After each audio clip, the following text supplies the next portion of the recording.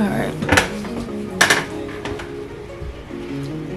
Welcome back to another video, you guys. It's Amani here, and I was on my computer going through some files and I ran across my projects folder for when I was in college, and I did a project for one of my classes where we had to take a classic book and recreate the cover to where a teenager will want to pick it up and read it. What I want to do is I want to recreate that book cover again using the knowledge and techniques that I have gained over the last years as being a professional graphic designer.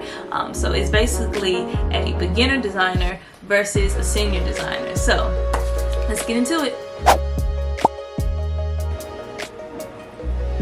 Okay, you guys, so I have the vector file open and here is the cover. So the objective was to take a classic legendary book, presumably an old book, and recreate the cover to where a teenager would want to pick it up and read. Of course, I incorporated the whale with the tail of the whale being connected to the boat, and I have the waves. This poor gradient in the background, like, why did I do that? I do know for a fact that font is a no-no. I don't know why I picked that. I think the name of this font is Antique.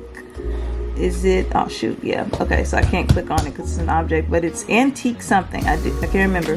But I do want to change that font. These little clip art-ish fish are a no-no. Herman Melville's name underneath. I definitely could have made that a little bit more prominent. But looking at it now, I really think that I could have pushed this a little bit further. Basically, the objective is I'm gonna grab my sketchbook and create another cover that I think will be more appropriate for what the subject matter was for this project. And this isn't gonna be like a super all day thing. I'm just gonna change a couple things about it to make it more effective. So let's grab that sketchbook and get going.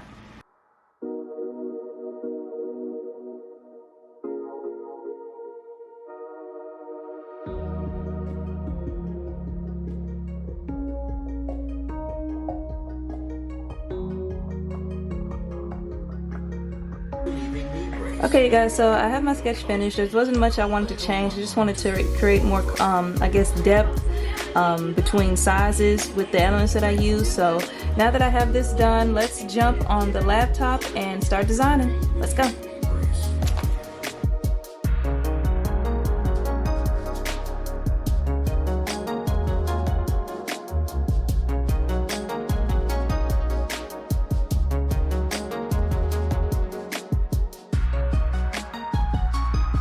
Done with the illustration. Now we're gonna go in and add some text for the title name as well as the author. But before we do that, it's time for a cereal break. Today's cereal of choice is Cocoa Pebbles.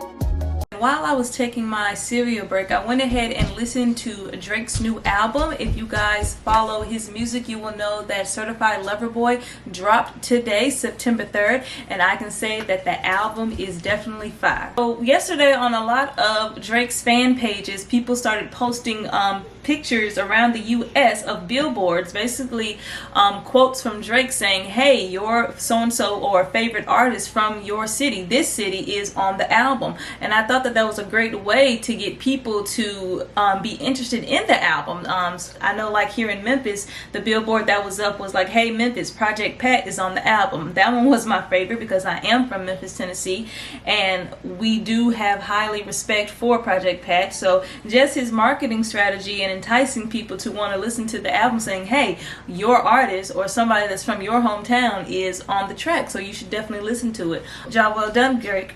And go check out Certified Lover Boy. It's on, I guess, Apple Music. My listening app of choice is Tidal. You can download that in your app store. But let's get back to the video. I went and changed the color palette around. I felt like what I had before was just a little bit too dark. I just didn't feel like it was working. So I went with this lighter blue for the ocean, and I made the sky a little bit darker. Basically what this does is it just shows you that, you know, the book starts off as an adventurous, bright feel, positive, which is why I have the light blue, and the dark sky represents doom, which is to come. Just basically the negative parts of the book, like just, you know, doom, exactly, like the negative parts of the book. So that's why I changed the color palette to that. This right here is just the spine. I am going to put something on the spine too, but that's why that is there. And right now I am about to figure out what typeface I want to use for the book cover. If I go back to what I had before, I had this really blocky font that was kind of childish, really didn't go with the theme of Moby Dick. So now let me just see what kind of font I am going to use. Let's see.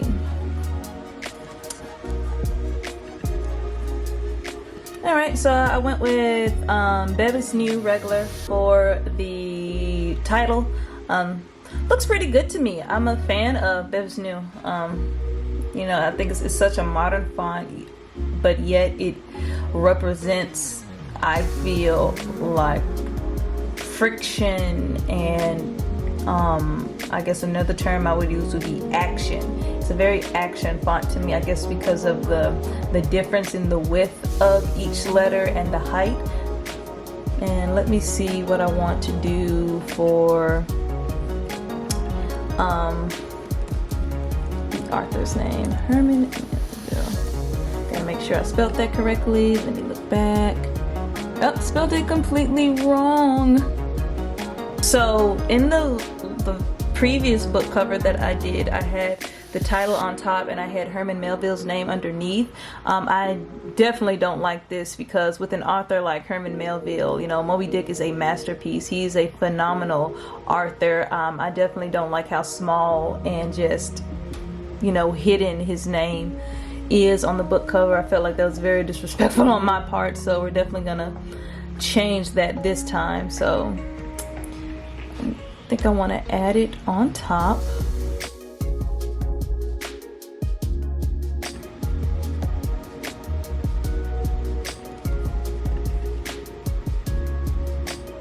And when you're designing book covers, you guys, you always want to keep in mind the spine and where it's actually, what kind of binding it's going to be. Like if this was paperback, it would be fine to bring it over like to right here. But if it's like the indent spine, I don't know what the correct term for it is, you know, you might want to bring it over. But I think this was supposed to be paperback, I'm assuming. I think it was. So I'm just going to keep it right there and line that up at the top. And to create, I like this. I'm not upset with this at all, but I think the last thing and change that I can make to this would be, click on that, boom.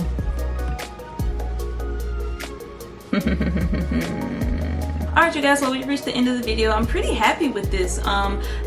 This definitely, I think, was executed better than the very first one that I did when I was in college. I'm not beating myself up about it. I was in college, I was learning still, but it was very fun to go back and look at an old project and recreate it using the elements and fundamentals that I have learned over the years as a graphic designer.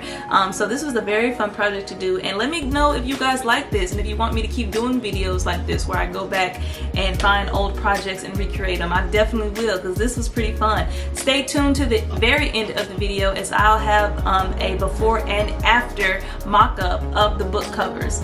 So don't forget to follow me on my Instagram and like if you like the video, subscribe if you're interested to stay in touch with things that I post in the future. Well you guys, I'm gonna stop it there for now. I can say that I am way more pleased with this approach than what I made back in school. This was a fun exercise to do. I do recommend more of you guys doing this, going back to old projects and recreating them to see if you can make the marks stronger, or if, you know, you just can't, and it looks worse. I'm definitely going to keep doing more of these in the future. And also let me know, you guys, if you enjoyed this video and if you want me to keep doing videos like this. I definitely will, because I definitely enjoyed this. So don't forget to like, comment, and subscribe if you're interested, and I'll see you guys in the next one. And don't forget to eat more cereal. Peace.